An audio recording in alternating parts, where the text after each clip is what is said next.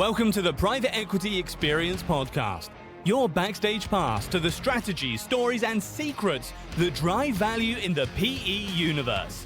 No filters, no fluff, just straight talk and expert insights to help you navigate the private equity world with confidence.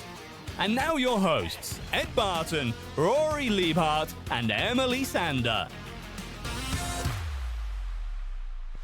All right, here is our rapid fire questions. The first 5 are yes and no, and then the next 2 are open-ended, but we'll keep them brief, and then segue into our topic here. Are we shouting out answers right. Simultaneously, Ed and I? Or Go for Okay. it.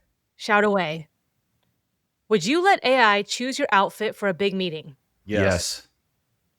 Would you trust AI to plan your vacation? No. Yes. Would you let AI pick the next book you read? No. No. Would you let AI write your best man speech? Yes. Yes. Would you let AI drive your car while you nap in the back? Happily, yes. Mm-hmm. Open-ended question number 1. If AI gave you advice, would you ever follow it over a human's? Oh, yes. Mm-hmm. Depends on the human that gave me the advice. Yeah. I mean, you can always say call. that depends. Yeah, but the answer is yes, I would. Yeah. Okay. Second one, what's something AI should never do? Procreate. Agreed. Yeah. It kind of is in a way, though. It's like breeding and spreading itself. Become evil. Yeah, that's the Skynet thing that we just can't have. So it cannot procreate. Got it. All right. So AI is like already reshaping our daily lives and our personal lives.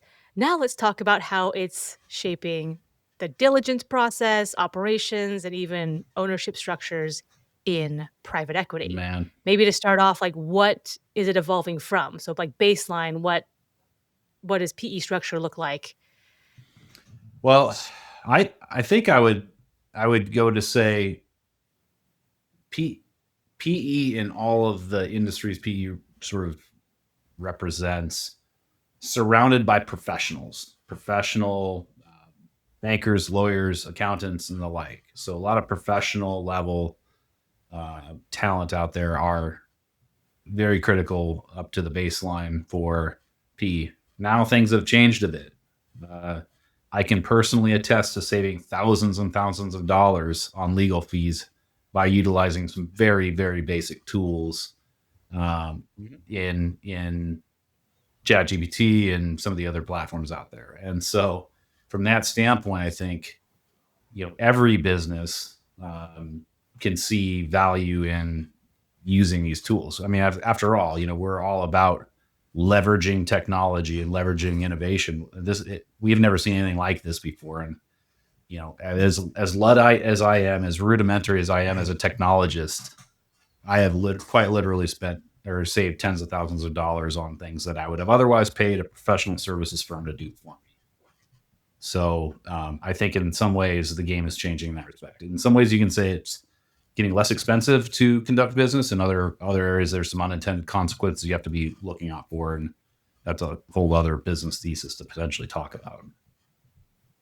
Yeah, I think the bigger elements as it pertains to private equity, they're traditionally, the private equity folks are looking for, how do I extract value in a business? How do I find businesses that are undervalued or that I can add a bit of financial engineering or technology in order to be able to really leverage this business into the next level of its value and growth. And I think private equity has, over the last few years, we've talked about it numerous times where it's been difficult to get deals sold because the hold periods have been longer, the interest rates have been up, there's been some challenges there. I think with AI coming on board, what it's really doing is taking that ability to operationally engineer a business to another level. So I think if I was private equity, I'd be looking at what businesses, you were just kind of calling yourself a Luddite, Rory, and I'd be going, where else? Like when I'm talking to a founder, knowing what AI is capable of doing. So if we've got businesses that are, people heavy. Yep.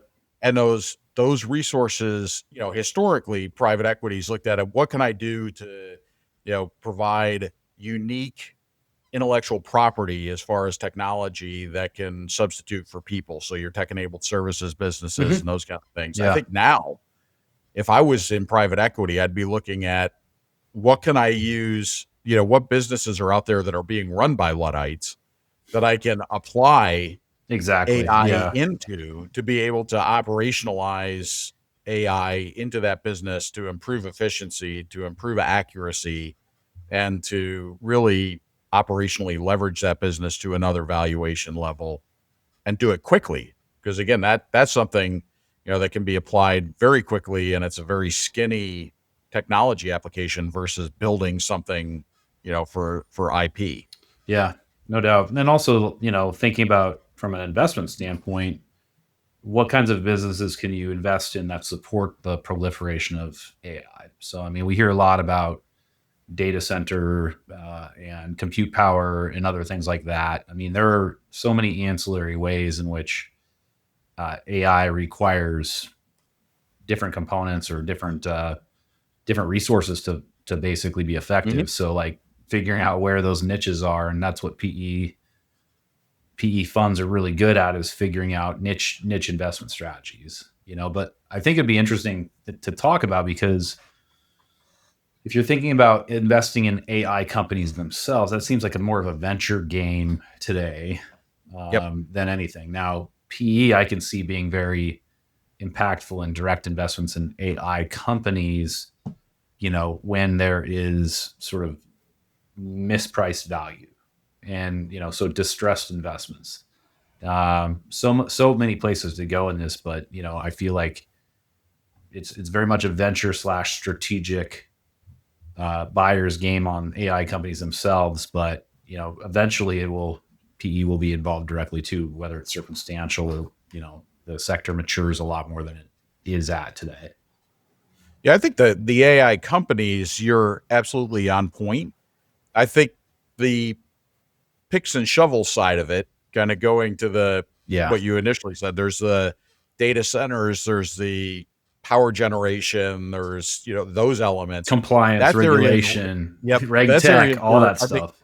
PE can be playing today, or is playing today. So where you've got venture maybe working okay, here's a company that's trying to come up with the latest, algorithm to hoover up a bunch of data and be able to build the better AI infrastructure. You've got all the true bricks and mortar infrastructure play, the data centers, the power generation, the internet service providers, those kind of things are all kind of wired right now for pun intended, for private equity investment. Yeah. And that's an easier way to, I shouldn't say easier, that's a far lower risk, later stage investment that should see significant benefit from the growth of AI generally. Yeah. But isn't solely reliant upon that, and is a much lower risk premium than you would have in a typical AI direct investment. True. Yeah. I guess similarly in that vein, I think, every company almost every company that you hear a vision roadmap for on what they're trying to do involves some level of AI implementation, whether that's, for internal processes and optimization, or, from a product standpoint. And so, as we talked about in our book, and we've certainly talked about it on this podcast, PE invests in different stages of businesses, a lot of times growth equity. So it's like past your seed round, past your venture round, but prior to being mature. So it's a growth equity investment. I can see a scenario where, companies PE funds have a lot more opportunity to invest in the growth stage of any given type of business that's got an AI roadmap where they may not have 5 years ago. So, maybe it's a tech-enabled services business that serves healthcare.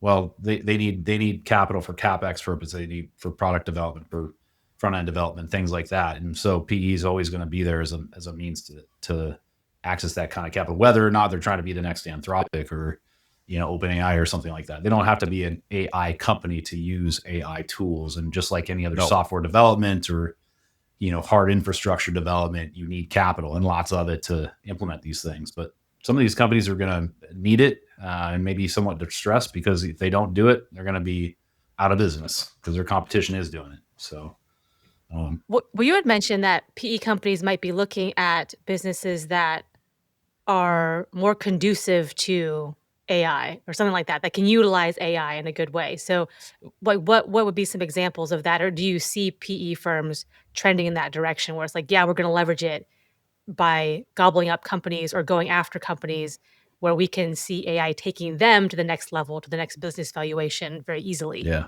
I'll let Ed go first. I know he's got a couple on the tip of his tongue. Yeah, I was going to say you've got so I'll use a couple of the businesses that I'm involved with as an example. I'll use accounting services. Yeah. The accounting services business has been for the last decade getting a lot of attention, legal services in Europe, et cetera, from private equity, because they're high cash flow businesses. They tend to be people oriented, but they're high cash flow businesses. They've got good connections.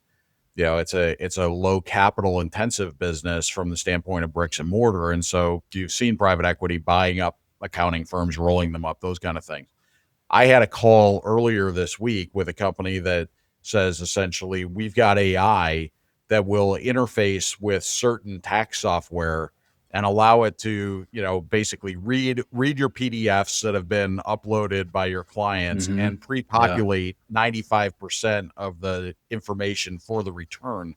So now it becomes it takes you 10 minutes to do a tax return versus 2 hours to do a tax return, because not only have we looked at it from the standpoint of, the pure like OCR type technology and just dump the stuff in, but we're also looking at application of tax law.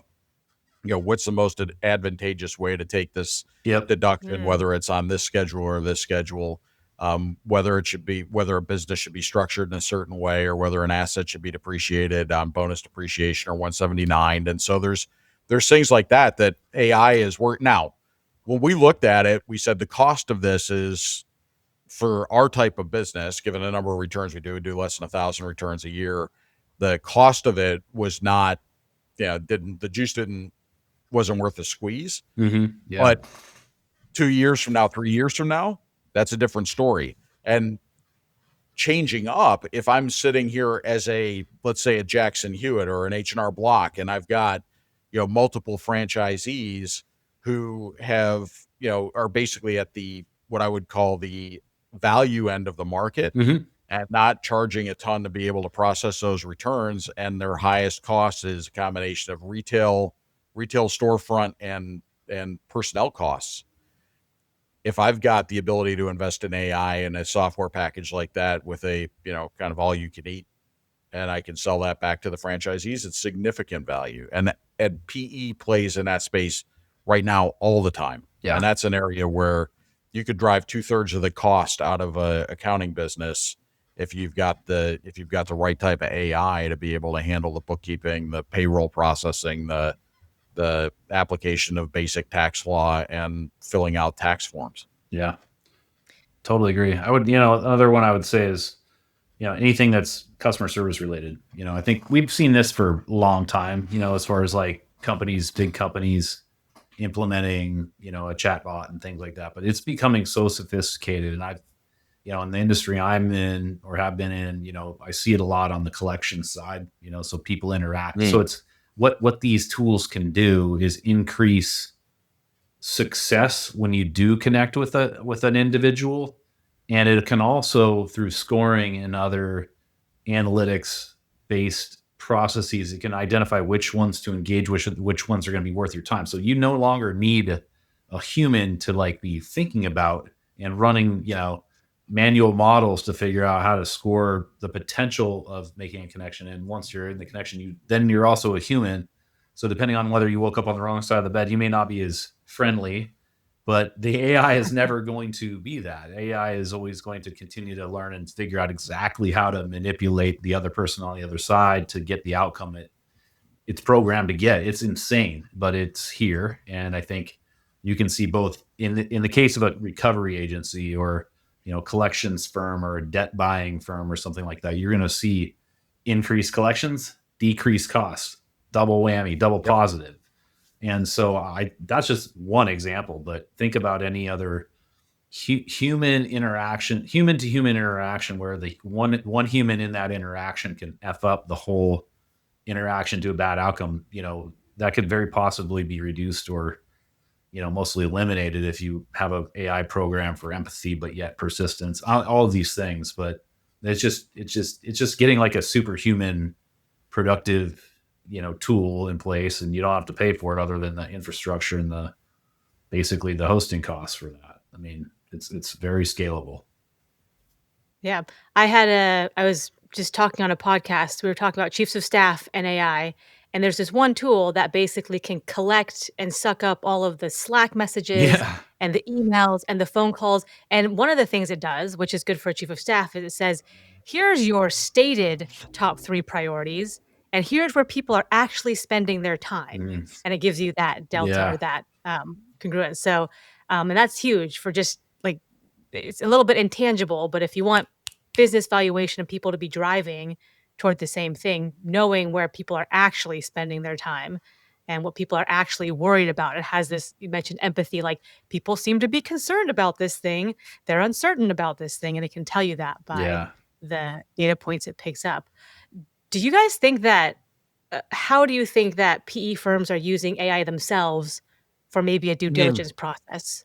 Or even a search process, like I got to suck up all of these potential. Well, I'll state it from one angle. It's real close and personal to me these days, and I'll let Ed jump in. But I just, so much of what goes into a PE group or even an operating company of a PE group, like an operating company owned by a PE group, is basically putting together materials that tell your story. And that those can be artifacts that you store in a data room. That can be some sort of a confidential information memorandum, SIM, all this stuff.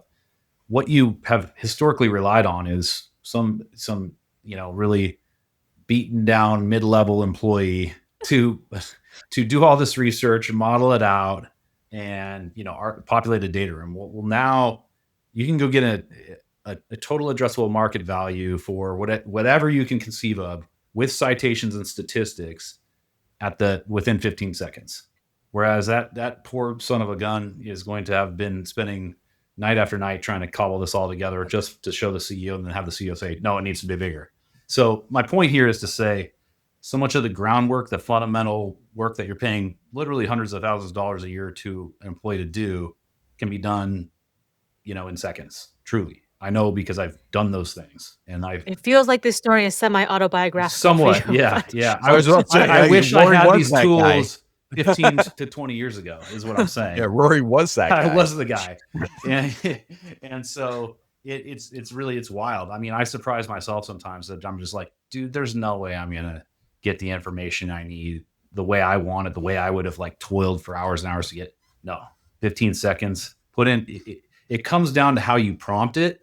If you know exactly how to prompt it correctly through that experience, that is important. You will get what you need, and it's impressive, and it's better than I could do for sure. So my point is, think about all the thousands upon thousands of individuals doing this work for funds, for operating companies, for any business out there related to PE.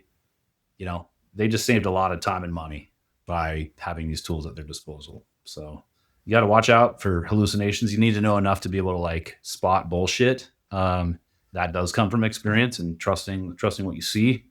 But it's pretty powerful, and you can like a lot of things in life, it can be 80% there, and then you can do the last 20% and call it good. Yep.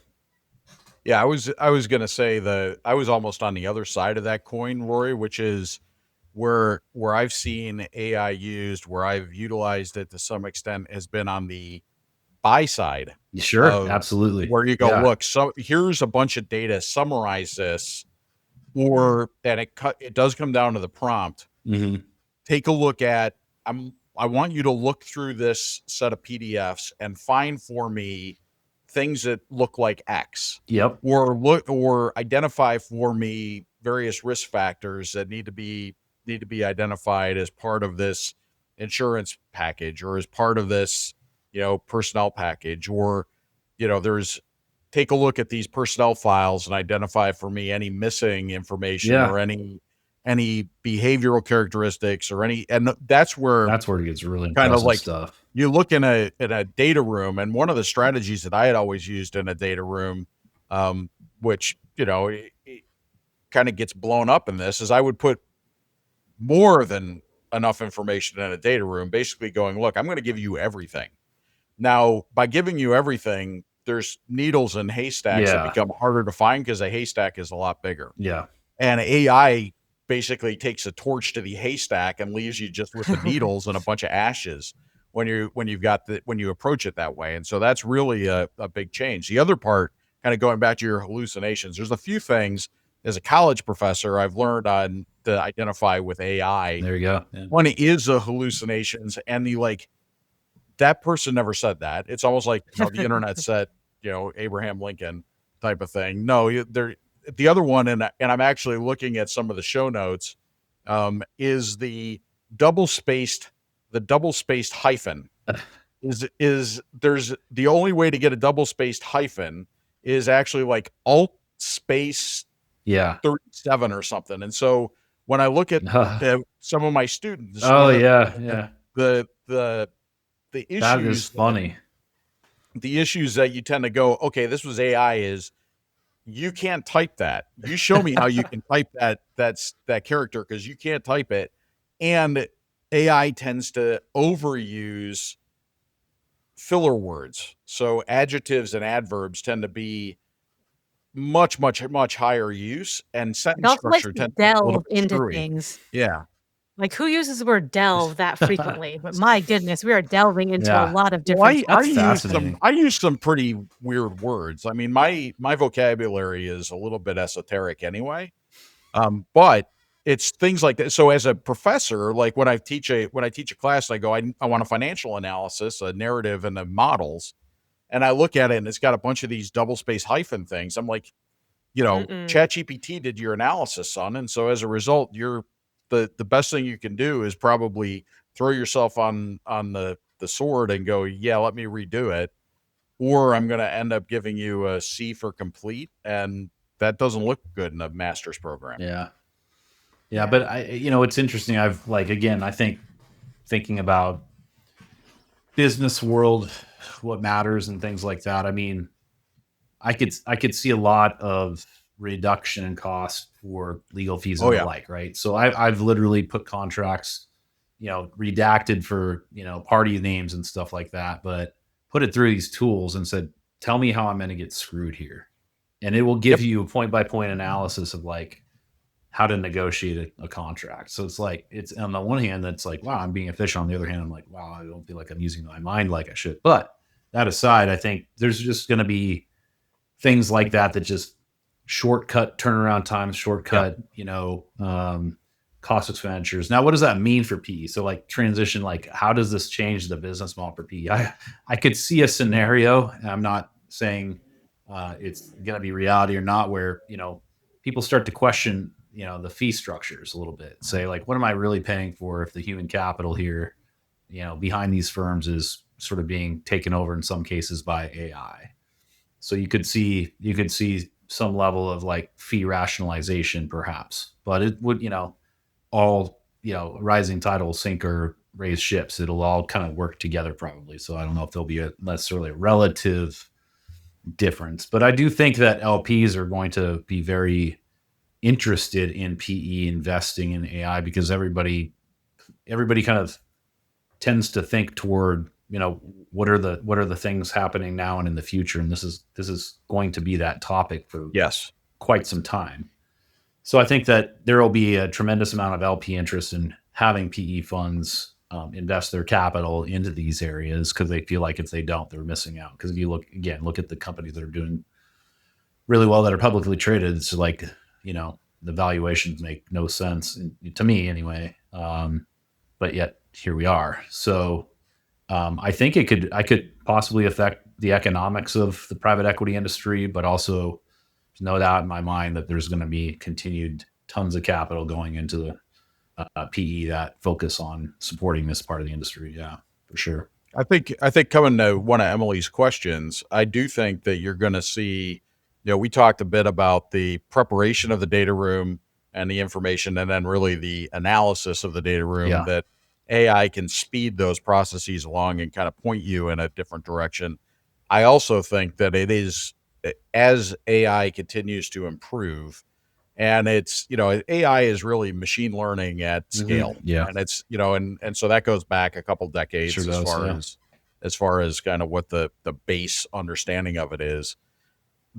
As it continues, as the AI providers continue to build data sets, continue to have access to additional information, I do think one of the things PE is really good at is finding the needles in a haystack, as far as the small private companies that are, undervalued, that are, and right now they're doing the, let me smile and dial. I actually think it'll facilitate more of that, as companies that might not be on the radar are able to come up on the radar, because more and more information will be able to be identified earlier on companies that are up and comers. Totally.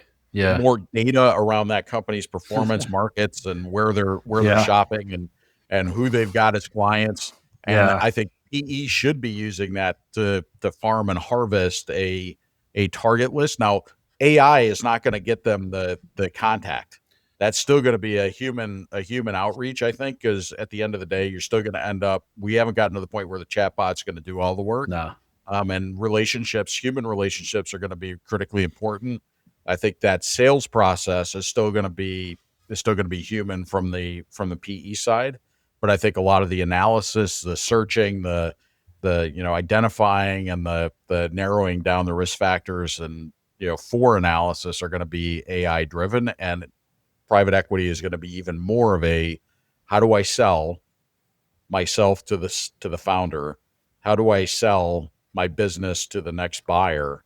And less of the, how do I analyze, build models, do those kind of things. I think AI will take a bunch of that over. How do I find? I think AI will take a bunch of that over. Yeah. And it's going to be far more of those soft skills that are more difficult to automate or AI into.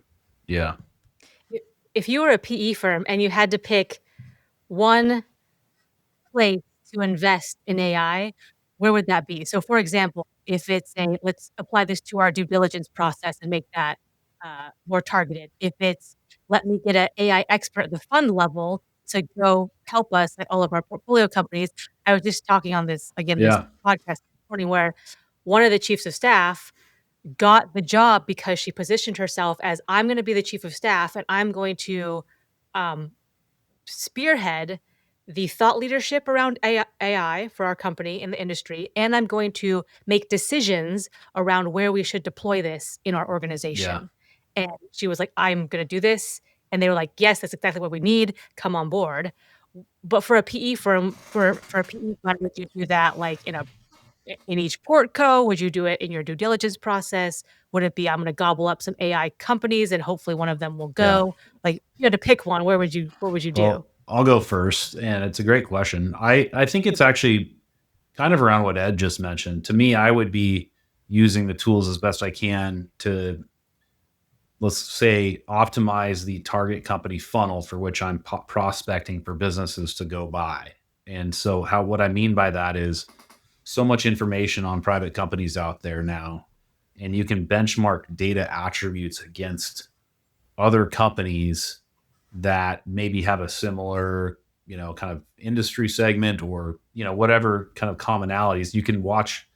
And you can do it for companies that have maybe gone a full life cycle. You basically track small prospective companies and their attributes compared to the successful ones that have done really well and gained tremendous valuation. You can say, okay, this has basically the building blocks of being great. So I'm going to focus my effort on this and build the relationships there, rather than like say, okay, I've got 5,000 companies here across different. How do I start? I just throw an army of people at them and whatever. But I think it's just, to me, I liken it to basically optimizing a sales funnel based on data. Like take the human element out of it on that piece of it as much as possible and say, what attributes can I compare to other successful outcomes? And if I see the common denominator attributes, let's focus on those things and, figure that out. I mean, that's where I think the most value creation can be.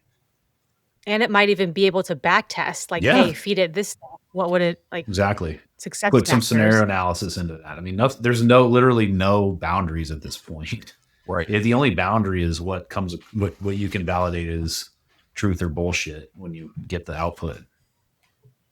Yeah, I would actually take a different approach. I actually think that is probably that's going to make the private equity firms more effective. I think what will actually improve their return is going to be doing that level of analysis within their portfolio companies and really going, okay, where can we optimize? Because again, if you're going, part of a private equity firm's strategy is to go from an 8x to a 15x multiple on a business.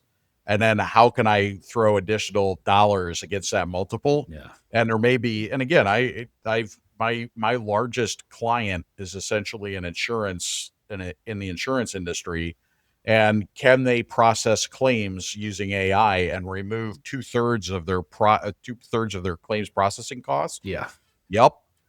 What would it take to do that? Not a lot. I mean, it's no-brainer. It's not a huge investment relative to the savings. Yeah. And so, it's how do you prioritize that against everything else like any other business, but there's an opportunity there. Same thing with on the other side, if I'm looking at how do I invest, Emily's like, well, do they invest in a one of the AI companies and hope that one hits? I'm wanting, if I walk the walk, so this is what my portfolio looks like. I'm in REITs that specialize in data centers and power suppliers. So basically the utilities that support areas that are high growth for data centers. So I'm like, natural well, they're resources. Yeah. Yep. So I'm like, where are those kind of, where's the picks and shovels? Because if they're wrong, infrastructure. Yep. If I'm wrong, they're still going to do fine. Yeah. And if I'm right, they're going to do better than fine. But I'm more risk averse than a typical person. So, but that's where my, and I get the dividends. So God bless. So that's where I would be looking from an investment perspective, is kind of not the cutting edge. That's, like you said, I think, Rory, that's a venture play. It's really who's 2 layers behind that's providing, going back to the internet age in 2000. Yeah. The smart, you could have hit on Google, but you probably didn't, and you probably missed on a pets.com, even a Yahoo, some of those kind of things. But the ones that did well, who was in Cisco, who was in Oracle, who was in the areas behind that were able to really leverage themselves into the infrastructure. Those folks did well. They may not have hit the lottery ticket that some folks did with some of the investments, but they did extraordinarily well, for a significant period of time. Yep. And add some leverage, do even better. Yeah. Yep. Back to Rory's example, what was coming up for me when you were saying that is, could you have some AI screening for the founder and the founder's fit for the PE company? And the reason I thought about this is because we're in the throes of football season, and the combine, they do a psychological analysis of the quarterback, and how tall are you? How much do you weigh? But also, do you have your shit together mentally and emotionally? Can you lead a multi-million, if not billion-dollar enterprise on your shoulders? That's not just anyone. And I was like, they do all these screenings and tests, and could you not apply something similar to a founder? Are we going to be able to deal with this guy or gal? Could we put some screening up there? Anyway, no question about it. I wonder if there's enough data. I wonder if there's enough data to actually get you something reliable there. And I think you raise a bigger concern, Emily, not as opposed to so I think as we look at it from a founder perspective, that's a significant risk factor in a PE investment. I'm wondering also then, how far down does that go? So, how far down does that go to the employees? Does that go to your life partner? Does that go to your choice of a doctor? Does that go? So I think again, and there's a reliance on AI that, we've talked about hallucination a little bit here, but there's a reliance on imperfect data. Yeah. And I don't think at the end of the day, you can pull out, you asked a lot of the go, no go questions or yes, no questions at the beginning. I think there's still elements there that require human analysis of AI's output in order to be able to action it. And I get nervous when we start applying it to the softer the skill, the more nervous I get, because I feel like it's likely to be, it's going to point you in a general direction, which is probably accurate. But without putting nuance against it, you may make some very poor Yeah. decisions. Yeah. I agree right now. And if and when AI gets to the point where it does make a better decision and you can rely on it 99.9% of the time, then I think that's where it's like, okay, now we're at a tipping point with this thing where people have to start making different decisions around it. But yes. All right. As we wind down here, anything else big that the people should know about with PE and AI? Well, I'd just say the landscape is, I mean, there's the horizon is just like endless. I mean, I'm curious. I'm curious to see just how much gets progressed in even the next 12 months. I feel like Yeah. even the last 6 to 12 months, I've seen things reach new heights. It's quite wild, really. Yeah. This is the I closest feel thing I've seen to the 2000 internet, 1995 to 2001 internet boom, with likely similar outcome, by the way, where you're going to have some survivors make it through and a bunch of I totally agree with that. Yeah. crash and burn. Mm-hmm. Yeah. But it's also, I think, that transformative. I think you hit it on it, M. There is going to be a point in the not too distant future where the reliability of AI is going to be significantly better than the reliability of human instinct. And it's really going to be, how do we adapt to that as individuals and as business people to be able to kind of be successful in an environment that I think is going to be transformed in the next decade. Yeah. Yeah, I think this will be a recurring topic for us. Certainly in this podcast, we might do part 2, part 3, even in 6 months, 12 months time. But for right now, we'll call it a wrap on the Private Equity Experience podcast, and we will catch you next time. Thanks, Rory. Thanks, Ed. Ta-ta Thanks, for Em. now.